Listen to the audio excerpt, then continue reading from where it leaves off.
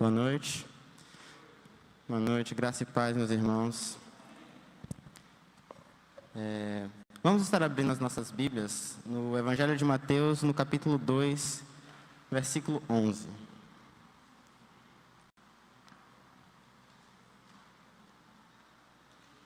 A gente vai estar refletindo essa noite um pouco a respeito de adoração, louvor, glorificar o nome de Deus, render graças a Deus por meio desse versículo. E antes de tudo, eu gostaria já de avisar, uma coisa que eu ouvi hoje sendo comentada de manhã, é sobre uma diferença entre louvor e adoração. E eu já vou começar ressaltando que eu não vou citar nenhum tipo, eu não vou diferenciar louvor de adoração, de glorificar o nome de Deus, de render graças a Deus, porque biblicamente, ao meu ver, todas essas coisas que eu acabei de dizer são sinônimos. Todas elas são iguais, são a mesma coisa. Significa você adorar a Deus, significa você agradecer a Deus por como Ele é bom e render graças a Ele. Tudo é a mesma ação. E o versículo diz o seguinte, Mateus capítulo 2, versículo 11. Entrando na casa, viram o menino com Maria, sua mãe. Prostrando-se, o adoraram e, abrindo seus tesouros, entregaram-lhes suas ofertas, ouro, incenso e mirra. Feche seus olhos, vamos orar nesse momento.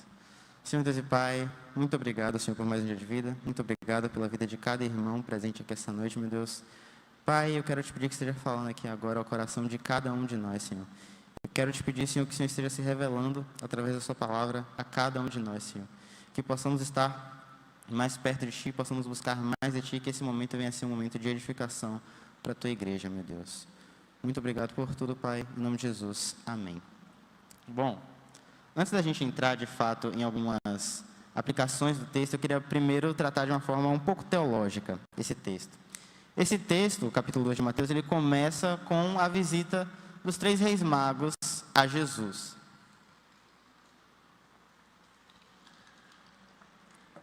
Eu queria muito perguntar aos irmãos, onde é que aparecem 3 reis magos no texto? Porque se a gente for olhar, capítulo 2, ele começa dizendo, tendo Jesus nascido em Belém da Judéia, nos dias do rei Herodes, eis que vieram uns magos do Oriente, a Jerusalém. Ou seja, em nenhum momento o texto vai apontar para a existência de 3 reis magos. E isso é algo que existe muito na cultura cristã moderna. Se você for na teologia católica, eles até dão nomes para esses 3 reis magos. Se chamam Baltazar, Melquior e Gaspar. Ou seja, é simplesmente algo que se criou e que todo mundo pensa que existe, mas na verdade não existe. E isso vai muito por conta do próprio texto, né? Usa-se a questão de terem sido 3 presentes para serem 3 pessoas. O fato desses três presentes serem presentes muito caros justifica eles serem reis. Mas a questão é que na cultura da Síria, naquele momento, era muito comum que eles andassem até em números de 12, até em grupos até maiores, de 20. E eles poderiam juntos comprar esses presentes. Então, em nenhum momento do texto a gente vai ver se dizendo que eram 3 ou que eram reis. Mas sobre a parte de ser mago, é um pouco interessante a gente focar nisso, porque vai ajudar para o resto da nossa reflexão hoje à noite. Mago, lá no século I, tinha um sentido bem diferente de que mago significa hoje. Se eu falo, principalmente para um jovem hoje, a palavra mago, ele vai pensar no Gandalf, ou ele vai pensar no Dumbledore de Harry Potter. Muito provavelmente. Se você é mais velho e não conhece as figuras, são figuras mais da cultura pop. Mas provavelmente a imagem que se vem, para que todo mundo chegue agora à mesma conclusão, é de alguém que seja um feiticeiro, de alguém que mexa com magia e com essas coisas. Só que naquele tempo, mago não significava isso. Mago significava mais um sábio, alguém que estudava as estrelas. Ou seja, é muito provável que hoje os magos eles seriam chamados por nós de astrônomos. Tanto que a gente vê que o sinal que eles usam para encontrar Jesus é uma estrela. Eles olham a estrela que está em cima de onde Jesus nasce e eles vão seguindo por essa estrela até ele. Ou seja, 3 reis magos na verdade não existem. Não eram 3, não eram reis. E para os dias de hoje, não eram magos. Agora você pensa, ok, beleza, interessante essa passagem, é uma coisa que eu nunca tinha percebido. O que é que isso tem a ver com adoração? O que é que isso tem a ver com louvor a Deus? Como é que isso aí, essa informação, muito interessante, mas que não muda muita coisa na minha interpretação bíblica, se aplica à minha forma de adorar a Deus, à minha forma de louvar a Deus, à minha forma de glorificar a Deus? Simples. Capítulo 2, ele retrata a busca desses magos por Cristo. Ele vai retratando que eles passaram por Herodes, que eles estavam olhando para a estrela, que eles estavam buscando Jesus. E o primeiro ponto para uma adoração, para um louvor correto, é esse. Eu botei aqui assim, busca por Cristo / conhecer a Cristo. E agora eu queria usar um exemplo muito interessante a respeito de conhecer alguém. A gente acredita que quem conhece Jesus, de verdade, não consegue sair da presença dele, não consegue se desvirtuar do caminho. Mas tem como você conhecer Jesus e não conhecê-lo profundamente. E eu vou dar um exemplo muito interessante. Em Mateus, no capítulo 16, Jesus ele está indo para Cesareia de Filipe, se não me engano, é Cesareia de Filipe. E ele pergunta a seus discípulos, quem eles dizem que eu sou? E os discípulos, Pedro não, os discípulos falam, alguns dizem que você é Elias, outros dizem que você é João Batista. E ele pergunta, e quem vocês dizem que eu sou? E Pedro se levanta, sempre impetuoso, e fala, tu és o Cristo, o Filho do Deus vivo. Ou seja, a gente aqui vê duas formas de conhecimento. Uma forma de conhecimento mais raso, mais distante, que era a forma como as pessoas tinham de Jesus, e uma forma mais profunda, que era a forma que Pedro tinha de Jesus. E um exemplo muito claro disso, agora eu vou dar o meu. Eu conheço um pregador famoso, e alguns irmãos aqui também conhecem esse pregador famoso. O nome dele é Saulo Daniel. Saulo ele já veio aqui na nossa igreja algumas vezes, para eventos da juventude, e, se eu não me engano, a última vez que ele veio foi para o aniversário de 49 anos, foi ano passado. Ele esteve presente aqui. E às vezes a gente não consegue comensurar que ele é uma pessoa famosa. Se você for olhar o Instagram dele, ele tem muitos seguidores. Se você for olhar o YouTube, os vídeos onde ele aparece são muito visualizados. Ou seja, o público cristão conhece bastante Saulo Daniel. Ele é uma pessoa famosa. E eu, por uma graça, eu tenho uma foto com o Saulo Daniel no Instagram. E aí você pode perguntar para mim, Levi, você conhece Saulo Daniel? Posso dizer que sim. Mas o que eu posso dizer que eu conheço Saulo Daniel é algo muito raso. Por quê? Porque eu ouvi alguns sermões dele, principalmente aqui. Eu vi alguns vídeos no YouTube, vi alguns posicionamentos, mas algo aprofundado, um relacionamento, eu não tenho. Eu não sei como se deu a história, por exemplo, do nascimento do filho dele, como ele se casou com a esposa, a história de vida dele, como ele conheceu o Evangelho, não faço a menor ideia. Não sei, porque o meu conhecimento sobre ele é raso. Mas tem uma pessoa aqui na nossa igreja que conhece ele bem profundamente, que é o Wilton. Vocês não sabem, o Wilton é amigo de Saulo Daniel, João. Eu tomei um susto ali. O Wilton ele é amigo de Saulo Daniel, amigo bem próximo, que cresceu junto. E eles, uma vez, no aniversário da igreja, no sábado, eu tive a oportunidade de acompanhar a conversa deles, eles falando de coisas do passado e da vida, e de que viveram e tal, e eu, meu Deus, o Wilton conhece Saulo, eu conheço o Wilton, meu Jesus, é sério isso? Ou seja, se você perguntar para mim, eu não vou saber explicar nada sobre a vida dele, não sei basicamente quem é ele, só sei aquilo que ele apresenta, só sei o recorte que eu posso achar na internet. Mas o Wilton, diferente, é uma pessoa que cresceu junto, que vive, que tem um relacionamento muito profundo com ele. E se você for perguntar para o Wilton, obviamente ele vai saber falar muito mais sobre Saulo Daniel do que eu. E muitas vezes o nosso conhecimento de Jesus ele é assim. A gente ouviu alguns sermões de Jesus, a gente leu alguns versículos da Bíblia, a gente leu algumas passagens, a gente tem foto no Instagram com Jesus, a gente faz algumas coisas com Jesus, anda com Jesus para ali, anda com Jesus para aqui, mas um conhecimento profundo, um conhecimento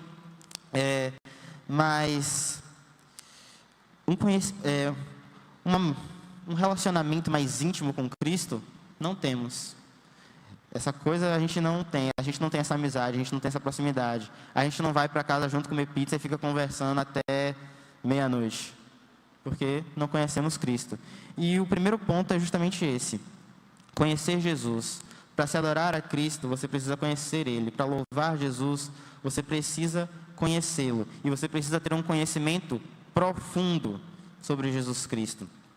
E aí eu gostaria agora de falar um pouco sobre Jesus, né? Já que a gente está falando que para adorar a Cristo a gente precisa ter um conhecimento profundo dele, vamos pensar um pouco sobre a figura de Jesus. Quem é Jesus? Quem é o Cristo? E em primeiro lugar eu queria muito falar sobre o título de Cristo. Às vezes a gente usa tanto esse termo, Jesus Cristo, que parece sobrenome. Tipo, meu nome, Levi de Souza. Não lembro o sobrenome de Mateus Machado.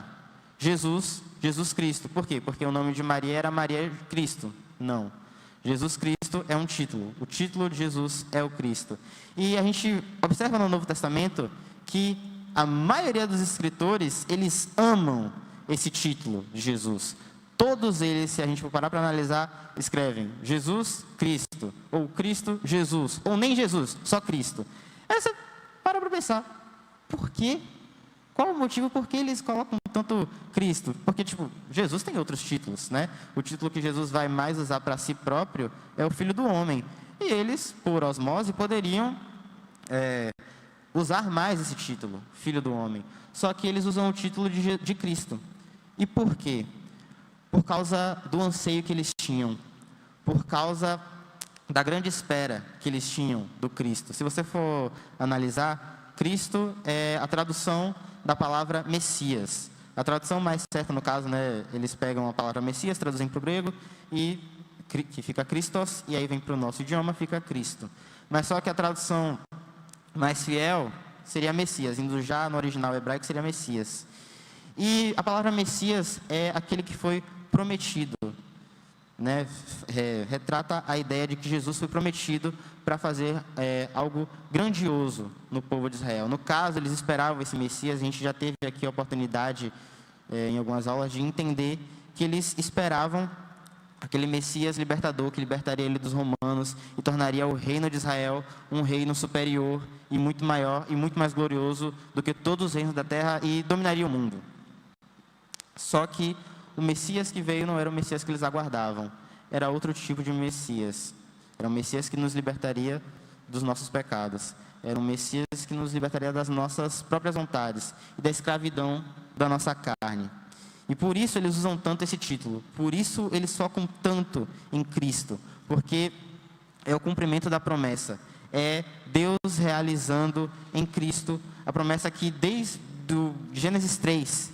ele promete de que viria o Cristo, de que viria o Messias e libertaria todo o povo e alcançaria todas as nações. O segundo título de Jesus que a gente vai pensar aqui é servo. Jesus era servo. E isso é muito engraçado porque Jesus era rei. Jesus era o Messias, como a gente acabou de ver, o Messias prometido. Mas ele era servo, ele serviu. Em João 13, a gente vê bem no início, ele lavando os pés dos discípulos. E isso, naquela cultura, logicamente, era considerado uma ação muito humilhante, uma ação de escravo, uma ação de alguém que não tinha honra, que não tinha, digamos assim, um status a mais. Mas esse era o nosso Senhor. Ele era servo. Ele era uma pessoa que se humilhava em prol dos outros. Ele era uma pessoa que servia os outros acima de tudo. Um servo que deu a sua vida por nós. A gente vê no texto de Efésios 5, né, quando Paulo vai falar sobre o casamento, ele fala para os homens serem como Cristo, terem o amor que Cristo teve pela igreja, porque Cristo deu a sua vida pela igreja. E é esse tipo de servidão que se deve haver no casamento, e é esse tipo de servidão que Cristo teve. Ele serviu tanto a igreja, ele amou tanto a igreja, que ele entregou a sua vida pela igreja. Ele morreu pela igreja para purificá-la de todos os seus pecados e apresentá-la como santa e imaculável diante de Deus. O próximo título de Jesus é o Filho do Homem. E aí você pode parar para pensar, Filho do Homem, ok. É Jesus se declarando como um ser, digamos assim, um ser mortal. mortal, né? Ele morreu, um ser mortal, um ser, digamos, frágil, que tem fraquezas, que tem impossibilidades. E sim, o título de Filho do Homem também retrata um pouco disso. Mas o título do Filho do Homem não quer só falar a respeito disso. O título do Filho do Homem, se a gente for ver no livro de Apocalipse, vou abrir aqui com vocês, é Apocalipse, capítulo 1, versículo 13 a 16. Podem abrir.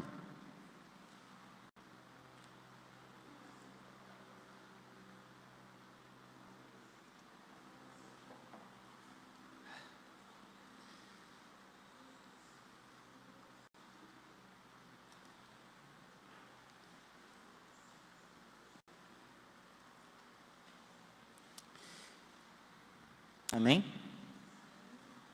Diz o seguinte, Apocalipse, capítulo 1, 13 em diante. E no meio dos candelabros, um semelhante ao Filho do Homem, com vestes talares e cingido à altura do peito com um cinto de ouro. A cabeça e os cabelos dele eram brancos como a alva lã, como neve.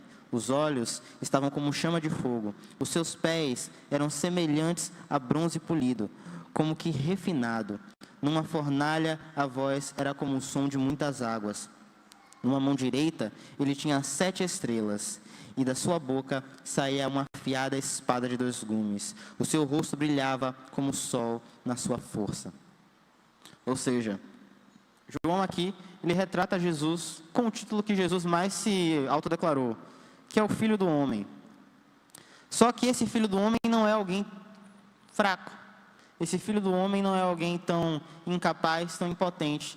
Esse Filho do Homem é alguém que aparentemente é frágil, que aparentemente é um ser mortal, mas que tem um poder inacreditável, que tem uma soberania incomensurável, que tem uma glória muito superior a qualquer coisa que a gente possa imaginar. E é isso que o título de Filho do Homem quer representar. Ele quer apresentar Jesus como alguém muito humilde, uma pessoa muito humilde, assim, digamos, de posicionamento. Alguém que você não dá nada, que você olha assim, que, sei lá, você vai jogar o futebol e você não vai escolher ele porque ele é magrinho, ele é baixinho, deixa ele lá. Só que na hora do jogo, ele é o craque, ele é o melhor. É um pouco assim com Jesus, só que muito superior. Ele se apresenta como uma figura muito pacata, mas o poder dele é extremamente superior e extremamente grandioso. Ele é uma figura extremamente grandiosa e poderosa. E a gente também vê isso no texto de Apocalipse, mais à frente. No texto de Apocalipse 5, eu não anotei aqui, mas ele vai falar, vai narrar sobre o livro que seria aberto e que ninguém poderia abri-lo. Ninguém se achou digno de abrir. E aí João, ele se prostra e ele chora porque ninguém foi achado digno de abrir o livro. E aí um ancião chega para João e fala, por que você está chorando? Aí João responde, porque ninguém se achou digno de abrir o livro. Eu tenho um motivo para chorar. E aí ele diz, calma, o leão da tribo de Judá, o rei do universo, ele vai abrir o livro. Só que João se vira para olhar, né? Pô, ele vai abrir o livro, eu vou ver agora o leão da tribo de Judá, vou ver agora Jesus em todo o seu poder, em toda a sua força. E quando ele olha, ele vê o cordeiro. Quando ele olha, ele vê uma figura que foi a figura que tivemos de Jesus, a figura de homem, a figura de alguém muito pequeno, só que com uma autoridade muito superior e muito grande que lhe foi dada. E essa é a figura de Filho do Homem. E por penúltimo, a gente tem a figura de Logos. E aí o que é Logos? Primeiro século, filosofia grega, no máximo, a gente tinha vários pensamentos a respeito de Deus, né? De quem era o Criador do universo, de o que era Deus, quem era Deus. E um filósofo muito famoso, Heráclito, ele cunhou 2 termos, que era arque, que era no princípio, e o outro era justamente esse, logos. E ele vai dizer que tudo isso era Deus e que Deus ele era um ser não pessoal. Era simplesmente, como alguns veem hoje, uma força da natureza. Deus não é uma pessoa, e sim tudo que existe. Deus é tudo que mantém as coisas em ordem. Deus é a força que mantém o universo unido, coeso e andando para frente. E João, muito inteligente, ele vê que essa ideia está se popularizando, e ele começa no seu evangelho a dizer, no princípio era o verbo, e o verbo era Deus, e o verbo estava com Deus. E lá para frente, acredito no versículo 14, ele vai dizer que vimos sua glória, glória como a do unigênito do Pai. Ou seja, ele vai dizer que esse verbo, que esse poder, que esse logos, que era tão conhecido, que era tão famoso, que era uma figura impessoal, se tornou pessoal. Que o Deus, ele era na verdade uma pessoa, e essa pessoa encarnou. Essa pessoa esteve entre nós, andou conosco, viveu conosco e morreu por cada um de nós. O poder, Deus, né, na mentalidade deles, encarnou, se fez um humano, se fez homem, e teve personalidade, teve gostos, anseios. E isso para eles era algo muito conflitante, porque, como assim? Não, não tem como Deus se fazer pessoa, não tem como Deus encarnar. Só que essa é a realidade dos fatos. Deus encarnou, Deus viveu, Deus nasceu como qualquer um de nós, ele viveu uma vida como qualquer um de nós, ele tinha provavelmente comidas preferidas, ele tinha seus amigos mais chegados, ele tinha seus hobbies que amava fazer, e ele foi um ser humano. E isso já é uma ideia muito sobrenatural, Deus encarnando como um homem, mas ele simplesmente encarnou como um homem para se tornar o mediador perfeito entre nós e Deus, para levar sobre si todos os nossos pecados e fazer a limpa na nossa ficha, para que possamos nos apresentar diante de Deus como santos e imaculados. E por fim, o último título de Jesus que eu gostaria de abordar aqui é o de Salvador, justamente esse que eu vim falando através de todos os outros. Não há salvação fora de Cristo, não há salvação sem Cristo. Todo o cristianismo, toda a nossa religião, toda a nossa fé se baseia única e somente nisso, que Jesus Cristo encarnou para morrer pelos nossos pecados e para nos salvar. Portanto, nós devemos nos apegar a isso. Nós devemos nos apegar a esse Cristo Jesus. Nós devemos nos agarrar a Ele com mais força, nós devemos nos agarrar a Jesus com tudo que temos, porque Ele é o centro da nossa vida. O primeiro mandamento, amar ao Senhor teu Deus de toda a tua força, de todo o teu entendimento, de toda a tua alma. Isso é o que nós devemos mais buscar, isso é o que nós devemos mais ter e querer.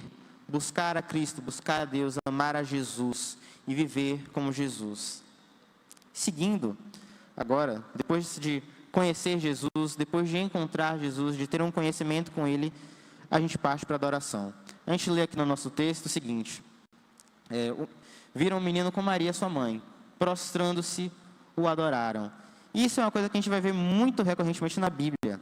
Em Atos, no capítulo 9, quando Paulo está indo perseguir os cristãos em Damasco, na estrada de Damasco, e Jesus aparece para ele, imediatamente ele cai.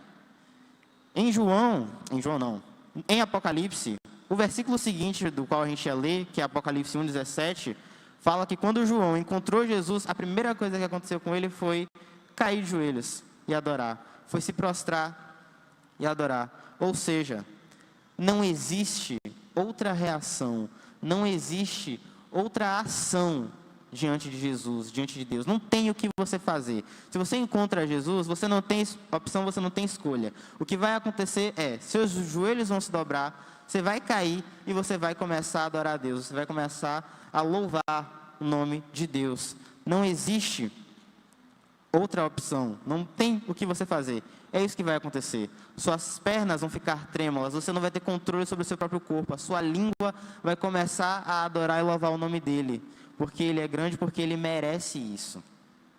E agora falando de um ponto específico, aplicando para a nossa igreja, a respeito disso, é o que vem acontecendo muito frequentemente, não é tão anormal assim, mas que precisa ser dito. Nossos cultos, algo agora para a gente aplicar. Eu aqui falei a respeito de se prostrar, de adorar e de cair de joelhos perante Jesus em adoração. E veja bem, nós aqui temos os nossos momentos de louvor a Deus, de adoração, como a gente teve agora anteriormente. E eu não quero deixar para você essa ideia de que você deve chegar aqui e você deve se prostrar ao máximo, você deve adorar ao máximo. Entenda, você deve fazer algo muito espalhafatoso, como cair de joelhos e começar a gritar. Eu não estou querendo passar essa ideia. Eu não estou querendo dizer isso. Mas o que eu quero passar para vocês, hoje à noite, é que nós devemos cantar a Deus. É que nós devemos louvar o nome de Deus. Nós devemos abrir a nossa boca para Ele e engrandecer o nome dEle. E isso é algo que tem faltado muito nos nossos cultos presenciais. É algo que a gente vê que não tem acontecido. A gente aqui da frente, principalmente, quem está ali na banda, quem está aqui no louvor, a gente percebe a vibe da igreja, a gente percebe a sintonia da igreja, a gente sabe quando vocês estão louvando muito bem, inclusive hoje, agora, esse último louvor foi muito bom, mas a gente também percebe quando vocês estão louvando muito mal, e quando vocês, digamos assim, estão com preguiça de adorar, quando não tem vontade, quando não quer. E algo que eu quero bater muito essa noite é que esse é um momento crucial das nossas vidas cristãs. Esse é um momento muito importante da nossa vida com Deus. Nós estamos num culto a Deus. E duas coisas maravilhosas acontecem aqui. A primeira, em ordem cronológica, é o momento do louvor. É o momento em que nós nos reunimos com nossos irmãos e juntos glorificamos a Deus. A gente meio que faz um exercício daquilo que a gente vai fazer na eternidade. E o segundo momento muito importante é justamente esse, o momento da palavra. O momento em que nós, junto com nossos irmãos, nós, em comunidade, ouvimos a palavra de Deus ser pregada, a palavra de Deus ser exposta. O culto é uma ação muito importante, sendo realizada semanalmente. E nós precisamos valorizar isso. Nós precisamos valorizar o momento da palavra e nós precisamos valorizar o momento do louvor. Nós precisamos chegar aqui e mesmo desanimados, mesmo com nenhum tipo de vontade, devemos vir aqui e devemos louvar o nome de Deus. Devemos chegar aqui e cantar as músicas com o máximo que pudermos. Louvar a Deus, exaltar o nome dEle, glorificá-lo. Porque conhecemos a Cristo e sabemos o que Ele fez por nós e não existe outra opção, como eu acabei de dizer, não existe outra reação diante de quem Jesus é e diante do que Ele fez por nós. A única coisa que você pode fazer é essa, render graças a Deus e louvar a Deus. E uma coisa que eu queria muito bater aqui agora, é que a gente acaba adorando e louvando em outros lugares. E eu vou dar dois exemplos. Um, que todos os rapazes vão pegar, e o segundo, a maioria dos jovens vai entender. Primeiro, é o seguinte, há muitos anos atrás mesmo, meu pai, ele me levou num jogo de futebol, num jogo do Bahia. E eu não estava nem um pouco confiante de que o Bahia ia ganhar o jogo naquele dia. Eu achei que não ia dar certo. Só que o Bahia ganhou. E eu, antes do jogo começar, na moral, se o Bahia fizer gol, não vou comemorar, vou ficar aqui, de boa. O Bahia ganhou de 2-0. No primeiro gol, aconteceu algo muito surpreendente. Eu gritei, eu comemorei, eu fiquei maluco, eu comecei a gritar junto com todo mundo, e todo mundo pulando, eu comecei a pular também, e estava todo mundo ali, alucinado e sendo levado por aquela emoção do gol. E aí eu, caraca, mas eu não disse que eu não ia fazer isso? Por que, enfim, né, deixa pra lá.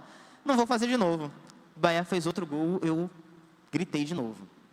Consequência, né, acontece. E isso é algo que acontece muito frequentemente. A gente vive emoções na nossa vida em que a gente louva mais do que o momento da igreja. O outro exemplo é um filme que lançou no ano retrasado, meu Deus do céu, chamado Vingadores 4.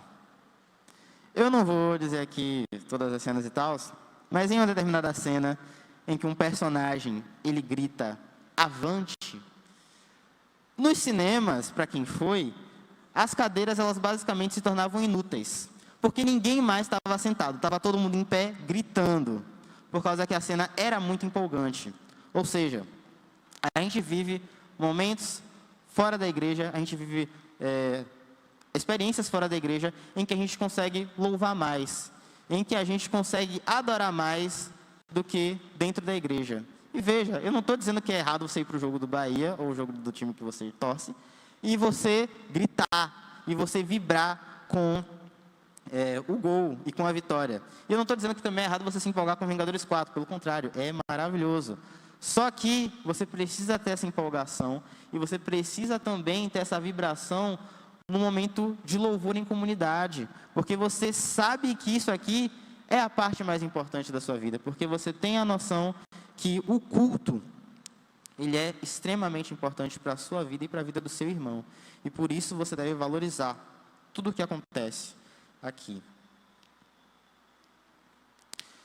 O sexto ponto aqui da nossa reflexão é o porquê, né, de nós não adorarmos a Cristo como devemos. E são dois motivos. Primeiro, porque não temos o conhecimento correto de Cristo. A gente não conhece Jesus, então a gente não adora Ele. E o segundo, porque nós nos distanciamos dEle. A gente pode conhecer Jesus e, com a nossa fraqueza, com o nosso pecado, a gente se afasta dEle.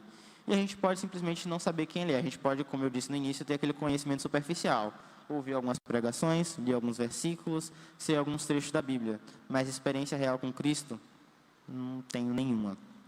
Então, para os dois casos, a resposta é a mesma. Busque Cristo. Agarre-se a Cristo, volte para Cristo. Se apegue com mais firmeza às doutrinas espirituais. Se apegue com mais firmeza à oração. Ore com mais força, ore por mais tempo. Isso é uma coisa que nós, como batistas tradicionais, a gente às vezes, a oração tem que durar o tempo que dura. Fim. Só que é muito importante, muito interessante, a gente tentar pegar o tempo de oração que a gente tem e prolongar ele mais um pouco. Tentar fazer ele crescer mais, para que a gente force um pouco esse relacionamento com Deus e para que a gente cresça mais espiritualmente. Outra coisa, o relacionamento com as Escrituras, o relacionamento com a Palavra de Deus. Precisamos buscar mais, precisamos refletir mais, precisamos ler mais, precisamos entender melhor esse texto. E eu não estou aqui querendo falar sobre teologia ou algo do tipo, mas eu quero que os irmãos aqui entendam que precisam ler e meditar sobre as Escrituras. A gente não pode simplesmente pegar hoje. Mateus capítulo 2, 11. Nananana, amém. Vou para o meu trabalho agora. Não. Você tem que ler, você tem que meditar, você tem que entender, você tem que refletir. Você tem que pegar cada palavra desse texto e tentar ao máximo extrair algo para a sua vida, para você aplicar, para você estar vivendo e para você estar crescendo mais na graça de Deus, para você estar buscando mais a Deus e vivendo mais perto dEle. Então, seja você alguém, e isso é um ato de humildade muito grande, alguém que reconhece que não conhece tão profundamente Cristo, ou alguém que reconhece que se afastou de Cristo, a resposta é a mesma. Busque novamente, cresça novamente, vá até Ele novamente. Ele está de braços abertos para te receber. E aqui eu não estou querendo falar sobre se converter, tá? Eu estou falando sobre relacionamento. Ele está de braços abertos para ser o seu melhor amigo, para ser o seu companheiro. Nós somos a noiva de Cristo. E assim, casamento é um dos relacionamentos, acredito que seja o relacionamento mais íntimo que existe na nossa sociedade. Então, se nós somos a noiva dele, nosso relacionamento com ele deve ser muito íntimo. Se não é, significa que nós não somos bons noivos. Acredito eu que seja assim.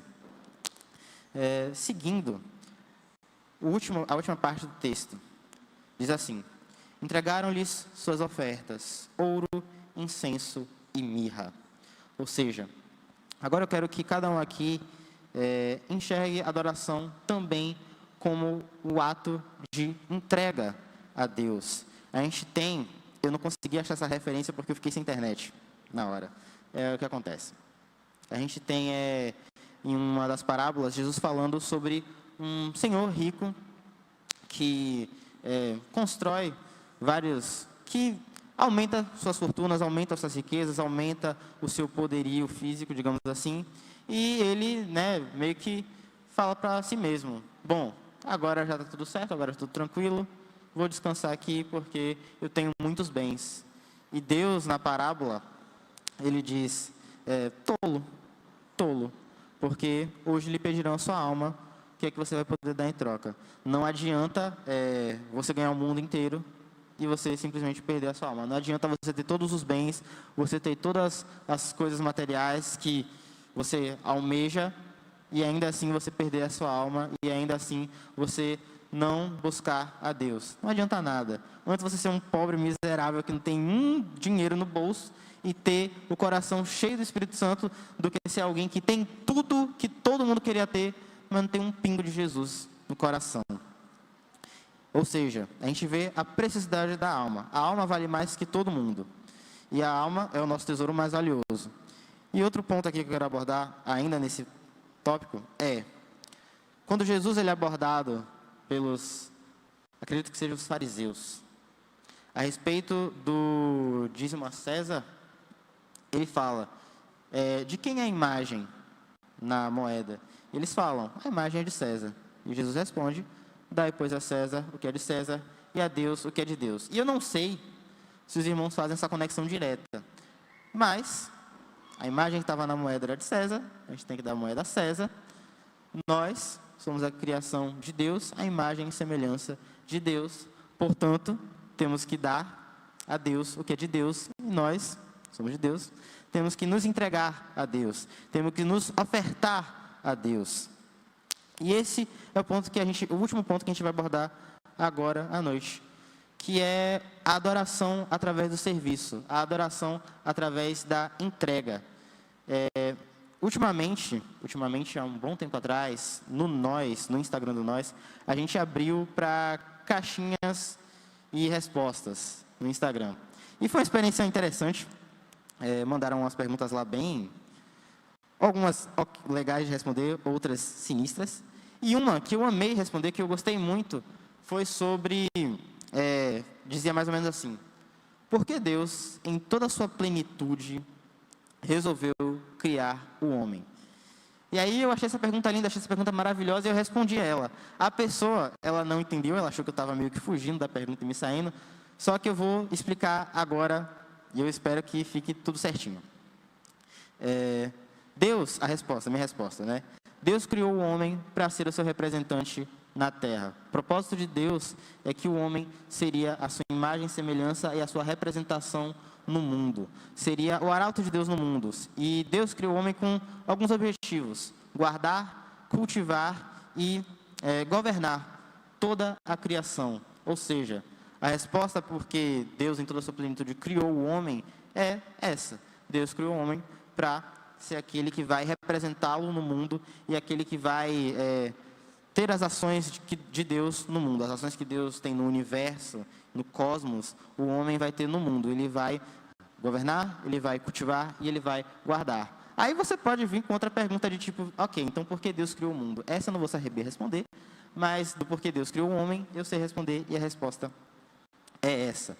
Ou seja, os objetivos para o qual Deus criou o homem são esses: trabalho, serviço, é guardar, é cultivar, é governar. A gente pode ter uma ideia um pouco errada de governo, por causa do nosso país e das coisas que acontecem na política, mas governar é trabalhar, é servir ao outro, é pensar no outro e trabalhar em prol do outro. Então, governo também é trabalho. Ou seja, Deus criou o homem única e puramente para o trabalho, e um trabalho que o adora e que o glorifica. Muitos domingos passados, a gente teve o mês da família, e um dos pregadores que veio aqui pela manhã, ele falou sobre, acredito que foi a confissão ou de Westminster, ou a confissão batista, e a confissão de Spurgeon. Que está na de Spurgeon, eu sei porque eu gosto muito de Spurgeon. E ele falou que nas duas confissões havia a pergunta de por que Deus criou o homem. Não, de qual é o principal objetivo do homem. E a resposta é glorificar a Deus e gozá-lo para sempre. Ou seja, glorificar, como eu já disse aqui, tem a mesma entonação de adorar e de louvar. Agora juntando, Deus criou o homem para o trabalho, e o principal objetivo do homem é adoração e louvor a Deus. Juntando as duas coisas, Deus criou o homem para que através do seu trabalho, para que através do seu serviço a Ele, Ele o glorifique, Ele o adore. E agora, chegando à aplicação, Deus quer que nós trabalhemos e o adoremos através do serviço na igreja. Deus quer que a gente se preocupe com a casa dele. Deus quer que a gente cuide desse lugar. E assim, na nossa igreja, especificamente agora, nós temos muitos ministérios e provavelmente vão surgir outros. Ou seja, a gente tem uma vaga aí para serviço no reino de Deus muito grande. Uma frase que o pastor Sérgio tem, muito interessante, é que o elevador de serviço aqui está sempre em alta. Porque você está aqui, depois você está ali, você está trabalhando aqui e ali, aqui a gente tem lugar para todo mundo trabalhar e todo mundo aqui pode servir. Ou seja, adore a Deus através do serviço a Ele. Adore a Deus através do trabalho na casa dEle, através da pregação do Evangelho, através do louvor, através do amor ao próximo, que é algo que a gente às vezes não encara como serviço, mas é um serviço, é uma ordenança, é um mandamento de Deus, e é algo que Ele nos ordena, e que na igreja, muito principalmente na igreja, precisamos amar os nossos irmãos, precisamos amar a Deus através desse amor que temos por Deus, amar todos os nossos irmãos, viver em prol deles, como Jesus fez, ser o servo que entrega a sua vida ao próximo.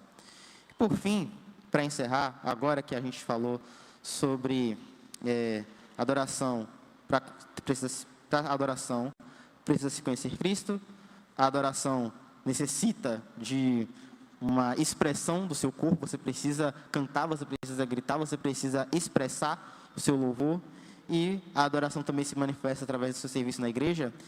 Eu queria, sim, encerrar, acredito que foi uma mensagem curta hoje, com o Salmo 150, que diz o seguinte, deixa eu abrir aqui, Salmos 150.